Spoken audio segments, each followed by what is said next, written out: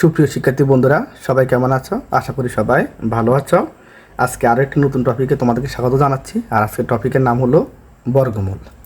এর আগে আমরা বর্গ কী বা বর্গ কাকে বলে এ নিয়ে ভিডিও করেছি। এখন বর্গমূল অর্থাৎ স্কয়ার রুট।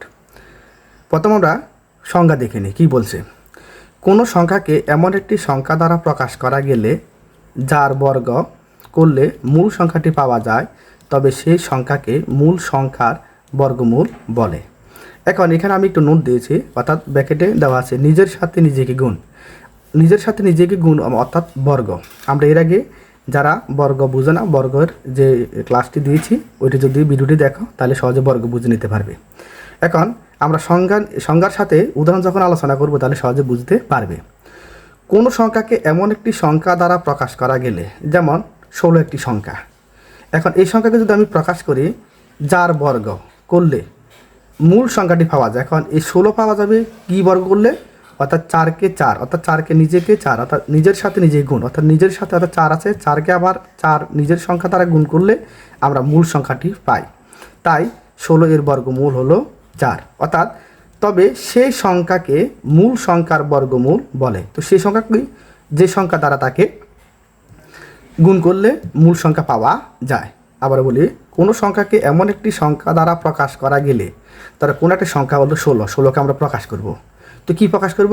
যার বর্গ করলে। তো বর্গ কি? নিজেকে নিজের সাথে গুণ। যেমন 4 এখানে বর্গ করলে 16কে পাওয়া যায়, অর্থাৎ মূল সংখ্যা 16 পাওয়া যায়।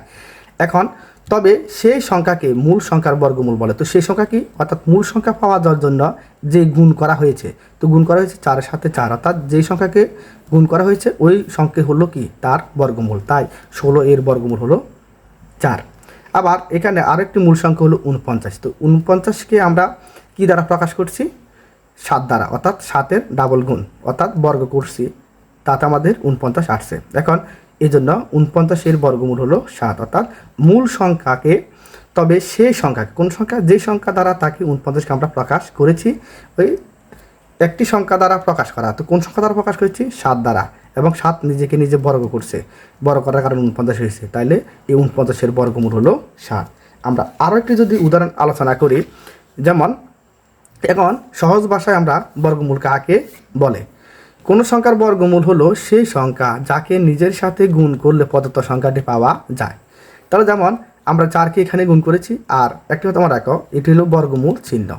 যে কোনো সংখ্যাকে, পূর্ণবর্গের সংখ্যাকে যদি আমরা বর্গমূল করি তাহলে যে সংখ্যা পাওয়া যায় সেই সংখ্যা হলো তার বর্গমূল। যেমন 16-এর রুট ওভার, অর্থাৎ বর্গমূল করলে 4, 36-এর বর্গমূল করলে 6, আর 81 বর্গমূল করলে হলো 9। অর্থাৎ 4 হলো এখানে বর্গ সংখ্যা, অর্থাৎ 4কে আমরা ডাবল গুণ করলে 16 হয়। আবার এই 16কে বর্গমূল করলে 4, আর 4 হলো তার বর্গমূল।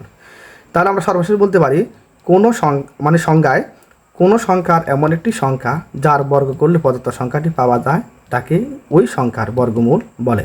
আশা করি সবাই বুঝতে পেরেছ। ধন্যবাদ সবাইকে।